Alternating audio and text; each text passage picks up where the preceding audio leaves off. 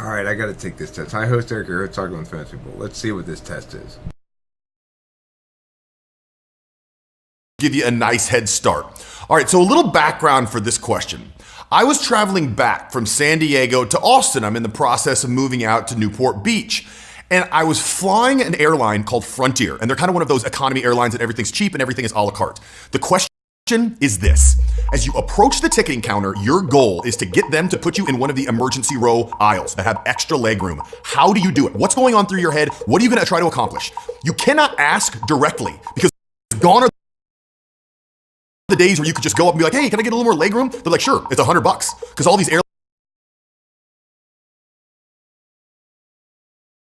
Okay, so you can't ask directly. You got to finagle an exit row seat.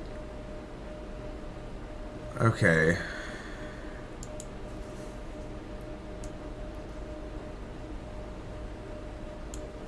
I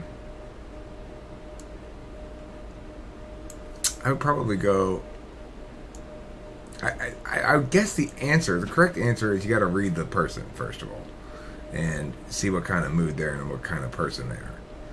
But I wouldn't actually do that. What I would do is probably say something like, hey, I'm concerned about my ability to get off the plane should it crash. And the reason is I'm not convinced that people in the exit rows, other than hypothetically myself, are competent enough to do that job of opening the door like they're supposed to. You have any suggestions?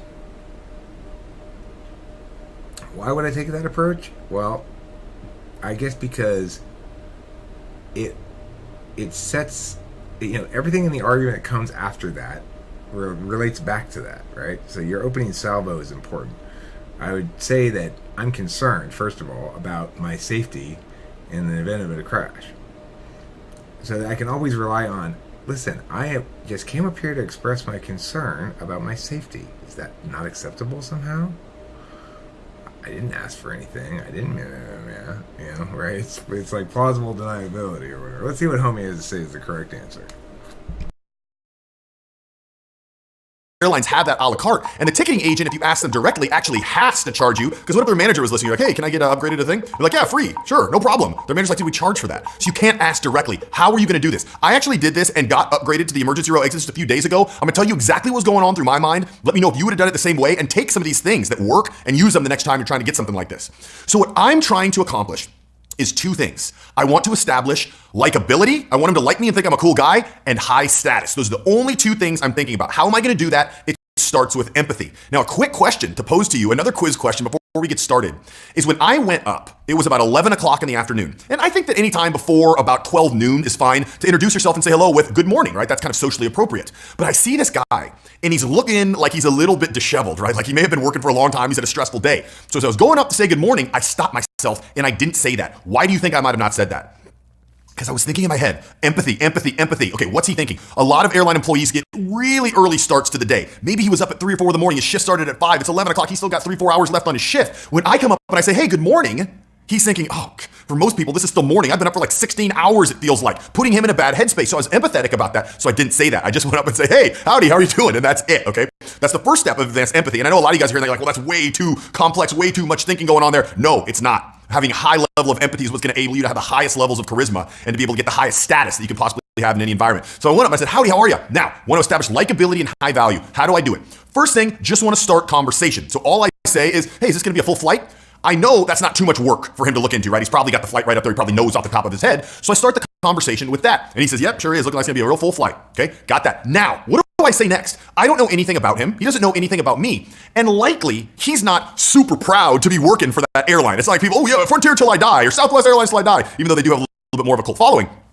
But you can still infer that someone's going to be a little bit proud of a company they work for. So I decided to say something nice about the flight over. So I said, hey man, I actually just flew Frontier on my way from Austin over a few days ago. And I was really impressed with the way they redid some of the seats. They took out a lot of the padding in the back and it's kind of a flat minimalistic plastic or metal, but it actually gives you a lot more room. I really liked that. Okay. What in your mind did I accomplish by doing that? Because it was a whole lot more than what you're probably thinking. A lot of you guys are thinking that's pretty boring. You didn't care about the seats. So what he did at that point is turned to me, smiled, made stronger eye contact. He said, yeah, actually in a couple of our planes, we changed the seats out. I felt the same way. I was flying in one of them a couple weeks ago and I thought it was awesome, okay? What did I accomplish by telling that story, okay? 3 specific things. That 15-second boring story, I accomplished 3 things. The first thing is I accomplished rapport, right?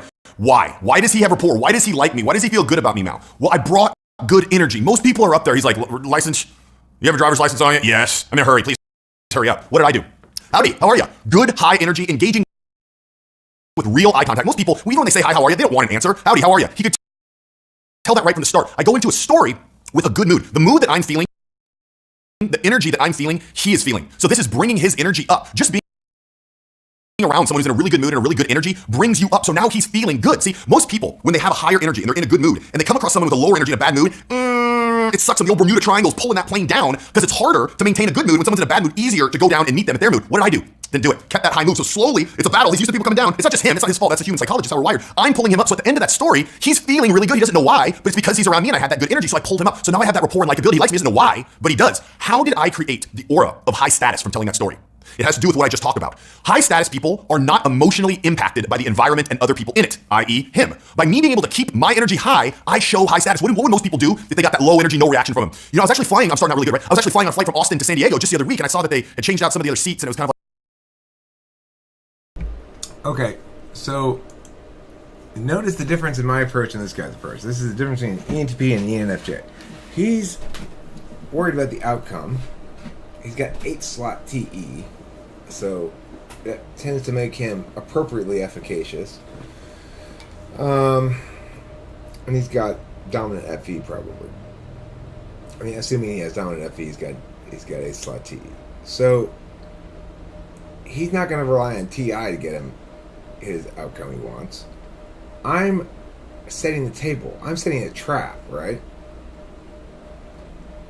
Because then if he says, well, I'm sorry, sir, we charge for that. You charge for safety?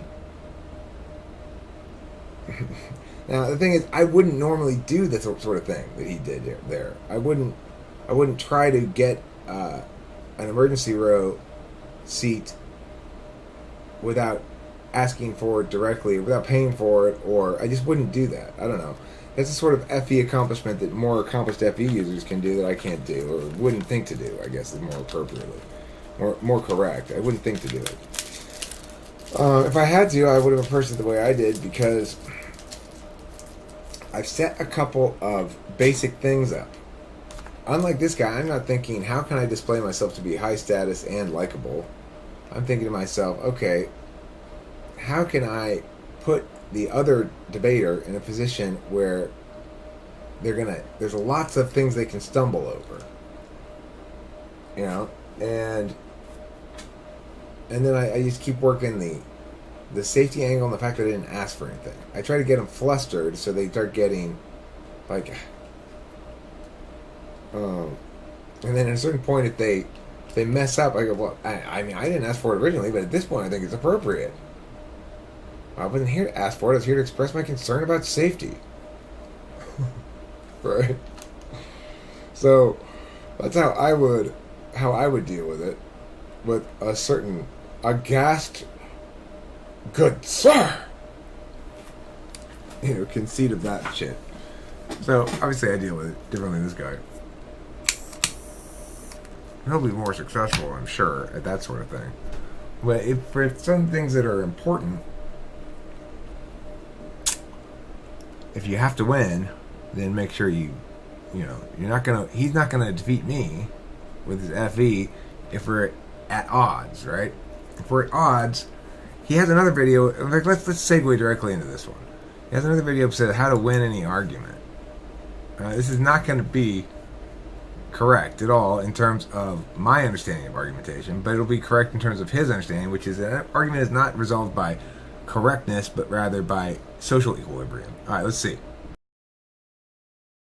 How many times have you been in a public setting where you hear two people arguing, you look over and they're very animated, you can tell they're into it, you can tell they're emotionally invested in it, only to find out they're arguing about how much a parking meter is in the city of Chicago or what days they have jelly-filled donuts at the Daylight Donut, right? Something completely ridiculous, yet they feel a burning passion that they need to win that argument, okay? The feeling that you need to win any argument whatsoever is typically meaningless. There should be no reason why it's important to you to convince this other person of your thought process. Why do you care what they think? If you're talking to someone at Starbucks and all of a sudden they believe with you about your political views, what's going to happen? You're going to get Obama that's going to call you and say, hey, did you convince? First response, of course, is this is the sort of thing people think if they don't understand what arguing is.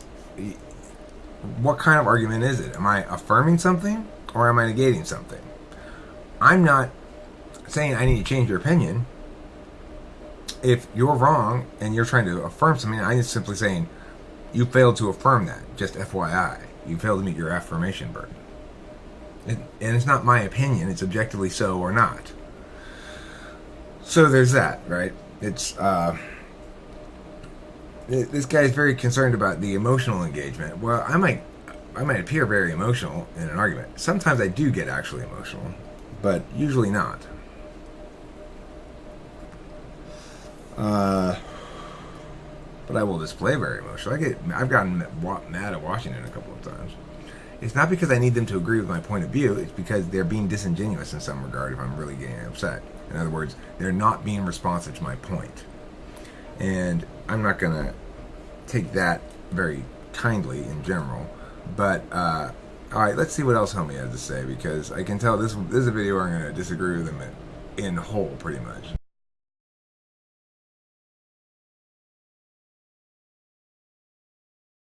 Convince them? Yes, they did. Let's follow through. It's ridiculous. When you think about it, being very emotionally engaged in an argument, especially with something that's not extremely important and pertinent to your life, makes no sense. And what it is communicating is that you value what the other person thinks more than yourself.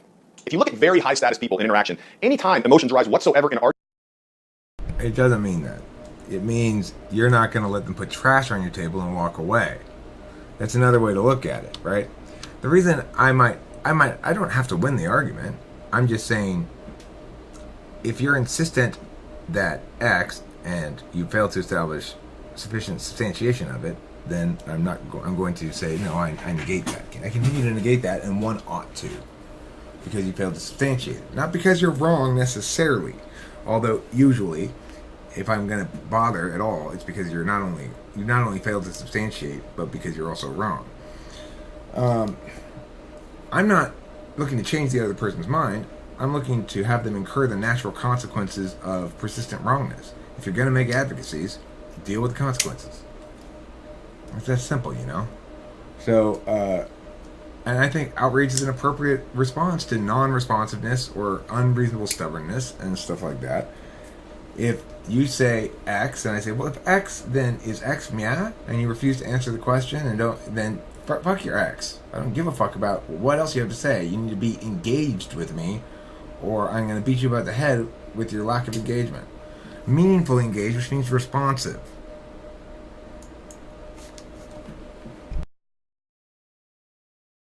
argument, they are so quick to walk away from that because they don't care. They know they can spend 30, 65 minutes convincing this person, but whether they win or they lose, they walk away, they live their life, and the other person lives their life. It's like this person is going to go get 50,000 signatures and change a Wikipedia post to go along with what you convince them of. So for the most part, I want you to think about what you're communicating before you communicate an emotional infestation or really a desire to convince someone else of your beliefs when it's not something that's of the utmost importance to your life. When you feel and you display an emotional reaction to someone disagreeing with you, you are saying that you value their status and their thoughts more than you. Anytime you have an emotional reaction to someone else, it means that you value them more than yourself. And I'm going to have a whole segment, maybe a whole couple segments about this because it's so impacting. And once you see it, it's so blatantly obvious and so blatantly true. It's so obviously not true. That's the thing. The fact that I'm egalitarian, when I am angry at somebody for being unreasonable, it is because I'm egalitarian. I afford them the basic courtesy of assuming they're reasonable people. When they fail to be reasonable, then they need to understand that that has consequences. Yes, darling! I'm coming right now. I'll come right now. Okay, I gotta end this video. I'm going to have to concede that I told Kim a long time ago that I was going to go in there and eat food with her, and I never ended up going in there because I got distracted. So there's no point in clinging to your wrongness, right? I'm wrong in this instance. So I go in and apologize and say I'm wrong. That's what one ought to do when one's wrong.